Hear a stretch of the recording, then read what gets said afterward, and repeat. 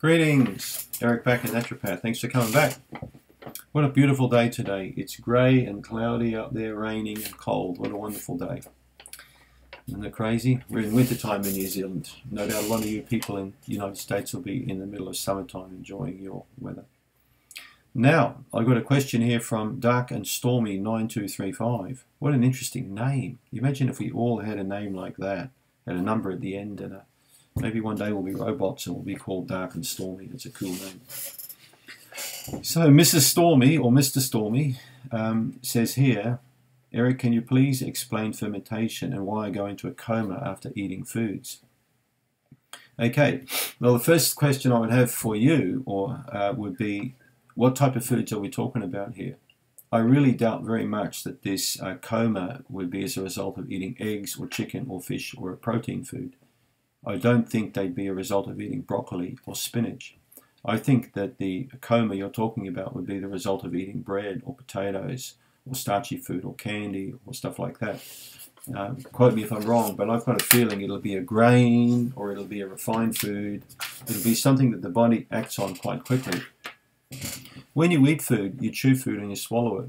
It has to be processed by different enzymes and acids, and then the bacteria further down have to act on this food and bust it up into further smaller components. A process called fermentation occurs. So fermentation is quite a complex process, and there are many different bacteria involved in this process. There are many different biochemical reactions that occur. But here's the thing, if you eat a food and you react very quickly to that food, the first thing I want you to do is to get a comprehensive stool analysis completed. It's very important to do this because you might well have a massive big war going on in there without even knowing about it. It's incredible what we find when we do CDSAs on people, comprehensive digestive stool analysis. In Dark and Stormy's case here, I think we'll be finding that there'll be some dysbiotic bacteria. And another question I have for Mr. or Mrs. Stormy is how long does a reaction occur when you eat the food? Does it happen within seconds, minutes, or hours? Is it 2 or 3 hours? Is it within 10 minutes? So the faster it occurs, the higher up in the GI tract the problem obviously will be. If it occurs an hour or 2 hours after eating the food, okay, it'll be in the stomach, going into the small intestine, it'll be further down. But if it occurs very quickly, it's more likely to be a stomach-related problem. You know, if the coma happens hours after, it's much further down. A stool test is going to show what's going on. Can you please explain fermentation and why I go into a coma after eating? Well, it sounds like a bacterial problem to me. It sounds like a yeast problem to me. You've got good bacteria, you've got bad bacteria, you've got bacteria, which I call the politicians, they can go either way. So it's often the politicians in the gut that cause these fermentation problems. And these bacteria then come up in very high amounts and inappropriately cause this fermentation process. So they create a much more effective or more rapid breakdown of that food. So they create a chain reaction. So these foods, for example, will get broken down too quickly, and then other bacteria again can act on those too quickly. And you get this chain reaction occurring. Different receptor sites in the small intestine can't handle this big imbalance. Certain receptor sites get blocked, so you can't get particular hormones get taken up properly anymore, leading to things like anxiety and brain fog. Also, you're going to get a problem with blood sugar dysregulation, so you're going to get fatigue and tiredness as a result.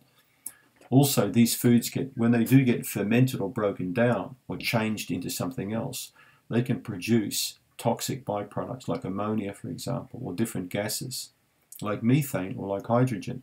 And these can get infused into the bloodstream and go, oh, my head, I'm so stoned, I can't think properly, or they create brain fog or cognitive dysfunction, mood disorders, many, many different things created up here as a result of poor small intestinal fermentation.